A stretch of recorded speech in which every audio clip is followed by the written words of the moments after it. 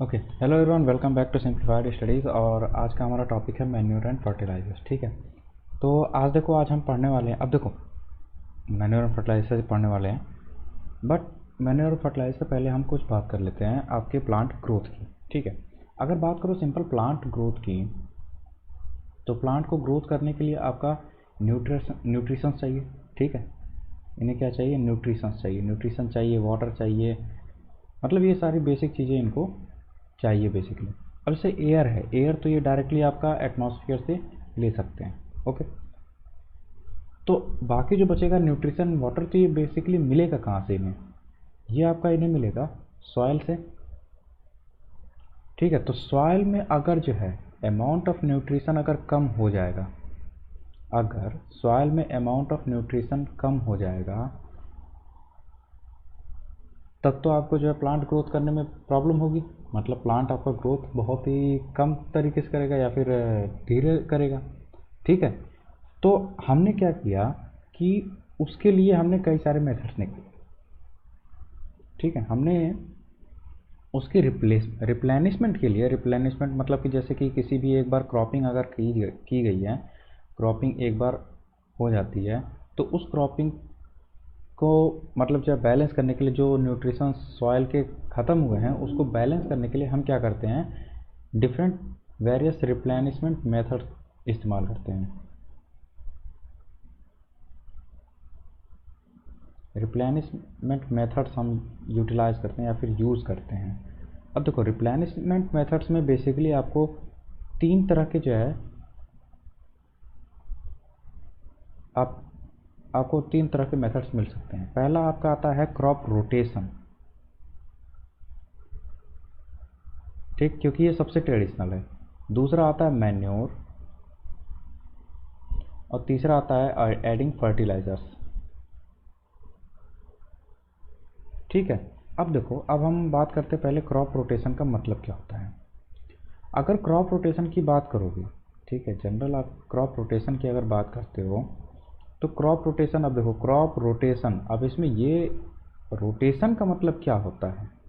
ठीक है, नॉर्मल भाषा में अगर रोटेशन का मतलब देखोगे तो ये साइकिलिंग से मतलब है इसका। ठीक है, एज अ साइकिल, साइकिल का मतलब एक जगह, पर्टिकुलर जगह से वो शुरू हुआ, बाद में फिर वो उसी जगह पे कुछ टाइम बाद आ गया। ठीक है, तो रोटेशन का मतलब क्या होता है कि हमने स्टार्टिंग में कोई और क्रॉप प्लांट किया, ठीक है, फिर उसके बाद से हमने कोई और क्रॉप उसमें प्लांटेशन किया उसी पर्टिकुलर फील्ड में, और फिर उसके बाद से हमने वही आपका प्लांट ग्रो किया। इसका मतलब क्या है कि जैसे कि आपका फील्ड है, फील्ड में अगर ट्रेडिशनल की अगर बात करो, मतलब बहुत पुराने ज़माने की, तो लेग्यूमस प्लांट आपके थे। ठीक है, लेग्यूमस आपका जो है, लेग्यूमस आज भी जो कहते हैं, जैसे कि चारा कह सकते हो इसे। ठीक है, गांव में अगर आप रहते होगे तो चारा है ये। ठीक है, अब ये क्या होता है? हरी हरी पत्तियां होती हैं बेसिकली। ठीक है, इन्हें गाय भैंसों को खिलाने में काम आता है। ठीक है, मतलब जो पेट्स एनिमल होते हैं, डेयरी एनिमल्स, उन्हें खिलाने में आपका लेग्यूमस का यूज होता है। उसके बाद से आपका एक और यूज होता है कि आपका लेग्यूमस जो होते हैं, लेग्यूमस, वो क्या करते हैं कि ये आपकी जो सॉयल है उसकी न्यूट्रिशन को भी रिप्लेनिश करते हैं।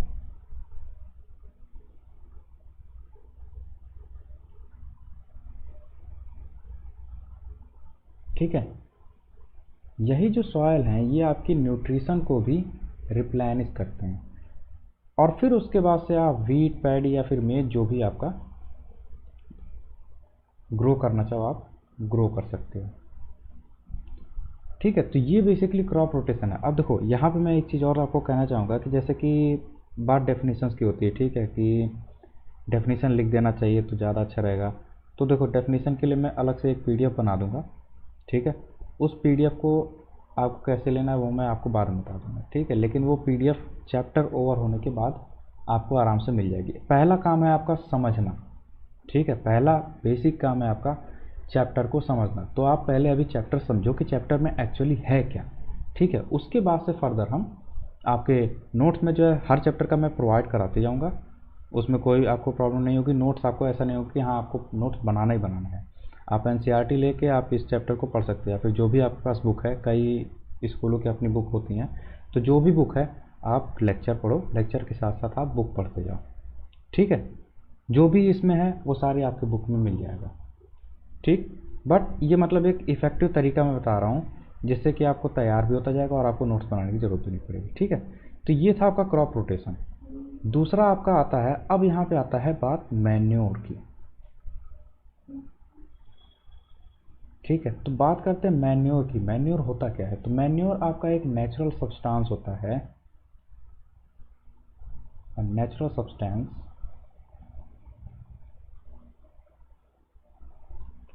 which is formed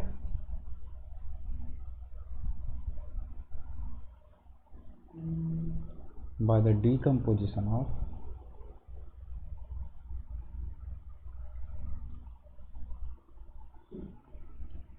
organic waste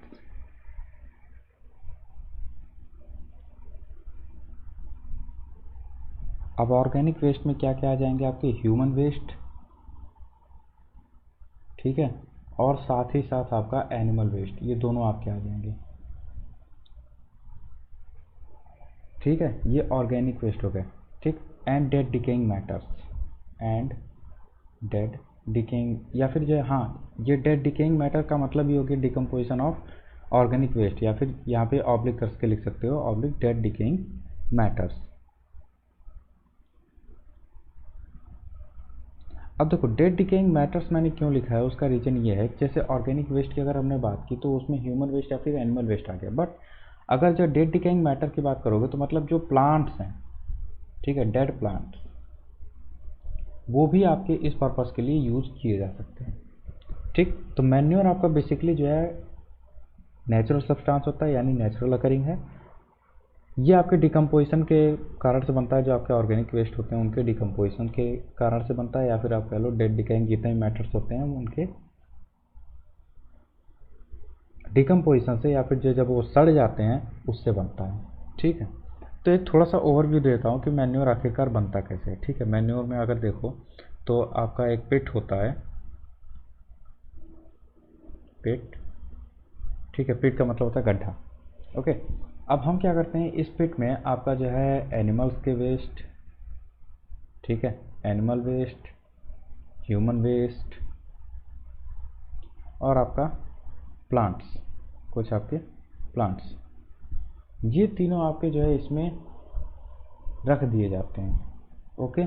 और ऊपर से इसे ढक दिया जाता है, आदर आपका सॉइल से ढक दिया जाएगा या फिर सीमेंटेड आपका कोई चीज़ हो तो उससे ढक दिया जाएगा, ठीक है। उसे ढका इसलिए जाता है क्योंकि एब्सेंस ऑफ एयर में उसकी क्या हो, डिकम्पोजिशन हो, मतलब कि वो छोटे छोटे और भी ज़्यादा छोटे छोटे पार्ट्स में ब्रेक हो जाए, ठीक है। तो जैसे जो लोग गांव में रह रहे होंगे वो देखो होंगे गाय के जो उपले होते हैं या फिर गाय के जो वेस्ट होती है, गाय भैंस जो डेयरी प्रोडक्ट्स, डेयरी एनिमल्स के वेस्ट होते हैं, उन्हें आपका कई घरों में सहेज कर रखा जाता है। कहने का मतलब कि हाँ, उसको भी रखा जाता है, उनके जो वेस्ट होते हैं उनको रखा जाता है।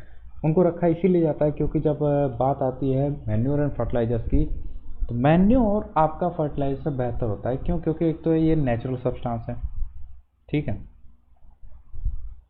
मैन्योर आपका क्या है, नेचुरल है, ओके। दूसरी आपकी जो है चीज़ क्या है ये, कि आपका ये it provides all type of nutritions,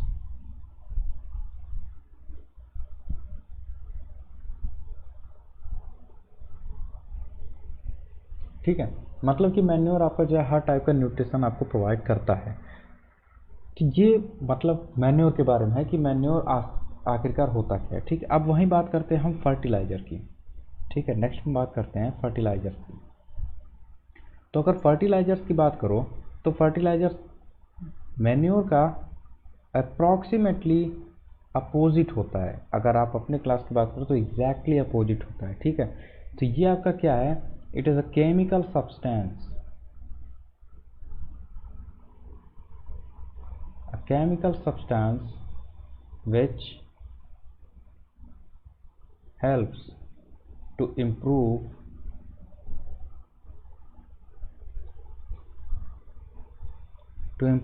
a required amount of nutrients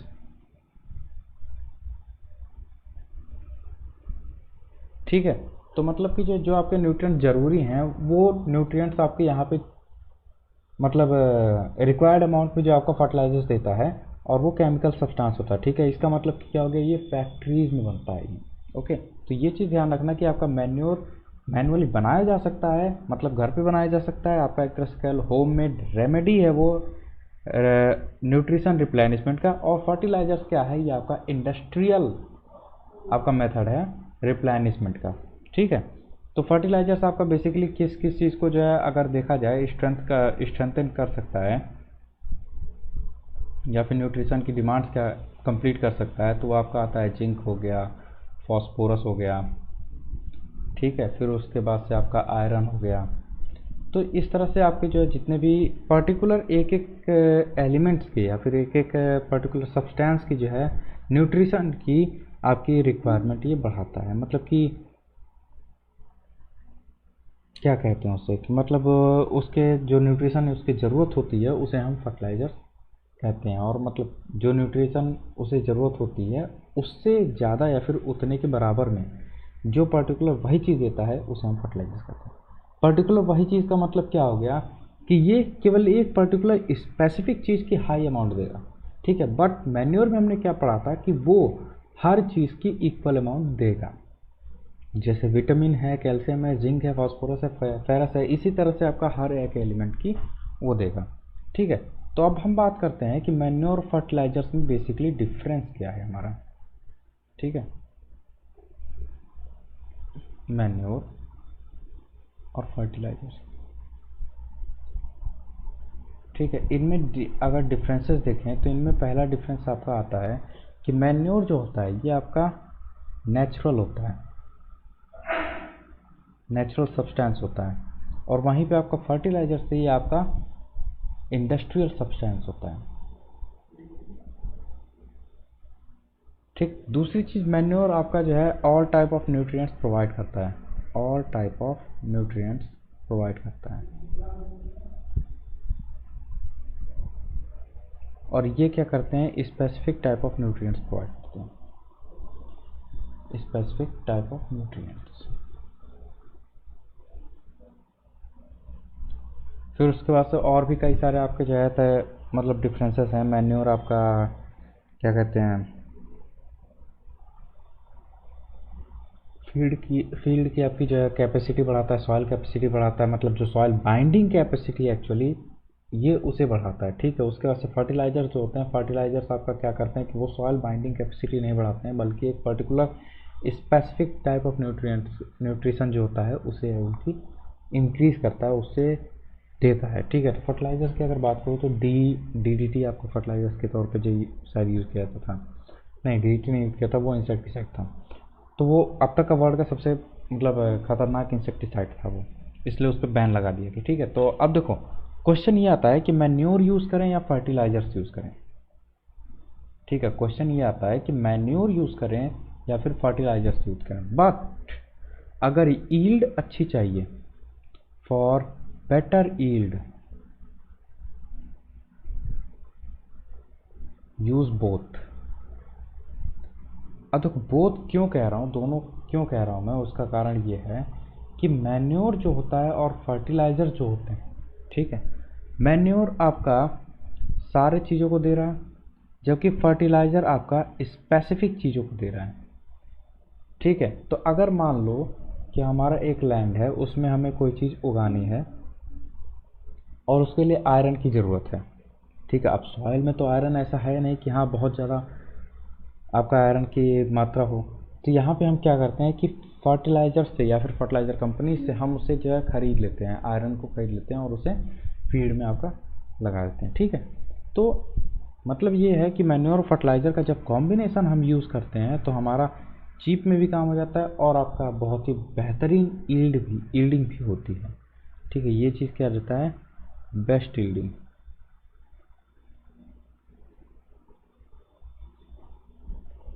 ठीक है, तो ये आपका बेसिकली मैन्योर और फर्टिलाइज़र किया। अब बात करते हैं advantage of manure over fertilisers. Okay, advantage of manure over fertilisers.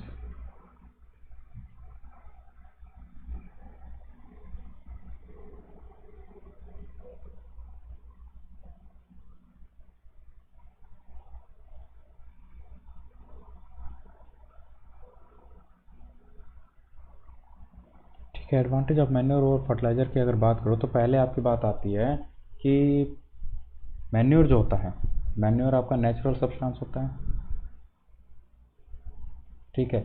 और रूरल एरियाज़ में अगर बात करो तो रूरल एरियाज में जहाँ आपका नेचुरल बात आ गई, लोग इमोशनल हो जाते हैं कि हाँ मतलब बहुत अच्छा है। तो मैन्योर बेसिकली अच्छा है, वाकई में अच्छा है, नेचुरल सब्सटेंस है ये इसलिए। दूसरा, ये सारे टाइप ऑफ न्यूट्रिएंट्स को देता है, ऑल टाइप ऑफ न्यूट्रिएंट्स को देता है, जबकि फर्टिलाइजर आपका नहीं देता है, ठीक है। फिर उसके बाद से इसका कोई साइड इफ़ेक्ट नहीं होता है आपका प्लांट को, no side effect on plant और इफ़ेक्ट ऑन लैंड कह लो, ठीक है, जो कि आपका फर्टिलाइज़र के केस में ऐसा होता है, ठीक है। अगर देखो मैन्योर की अगर बात करूं, ठीक है, तो मैन्योर बेसिकली अब देखो एनसीईआरटी से हम जो है कुछ चीज़ें देख लेते हैं। देखो मैन्योर क्या कह रहा है, advantage of manure: the organic manure is considered better than fertilizers. This is because it enhances the water holding capacity of the soil. It makes the soil porous due to which exchange of gases become easy. अब देखो यहाँ पे porous का मतलब क्या है, porous का मतलब होता है कि जिसमें आपका पर्टिकुलर थोड़ी थोड़ी जगह हो आपको पास करने के लिए। पोरस के अगर देखा जाए तो अगर ये आपकी स्किन है या फिर कोई पर्टिकुलर प्लांट की स्किन है, तो ये छोटे छोटे जो पोर्स होते हैं जिसके थ्रू आपका एयर अंदर बाहर आता जाता रहता है, उसे हम पोर्स कहते हैं, ओके, ठीक है। अब देखो उसके बाद से क्या कर रहा है, it increases the number of friendly micros. Friendly micros अब क्या होते हैं, फ्रेंडली माइक्रोस देखो देखो गाइस, फ्रेंडली माइक्रोब्स का मतलब होता है कि जैसे कि आपके वो माइक्रोब जो हेल्थ मतलब प्लांट हेल्थ के लिए इम्पॉर्टेंट हो, ठीक है। तो अगर बात करोगे फ्रेंडली माइक्रोब्स की, तो उसमें जो है अब तक का सबसे बेस्ट नाम आता है राइजोबियम, राइजोबियम, ठीक है। तो राइजोबियम क्या होता है, राइजोबियम में आपका एक ऐसा माइक्रोब होता है जो कि प्लांट्स के रूट्स में एक्चुअली होते हैं। ये क्या करते हैं, नाइट्रोजन को अट्रैक्ट करते हैं अपनी तरफ। जब नाइट्रोजन अट्रैक्ट होता है तो सॉइल में उसकी क्या मिक्सअप होता है, तो ये आपके बेसिकली नाइट्रोजन को बढ़ाने के लिए राइजोबियम्स होते हैं, ठीक है। तो ये था आपका जो मैन्योर और फर्टिलाइज़र के केस में आपकी ये मैन्योर फर्टिलाइज़र की सारी बात थी यहाँ पे, ठीक। अगर वीडियो पसंद आया हो तो लाइक ज़रूर करना, और अगर आप इस चैनल पर नए हो तो सब्सक्राइब जरूर करना, ठीक है। तब तक के लिए अपना ध्यान रखो, अगले लेक्चर में मिलते हैं, ठीक है।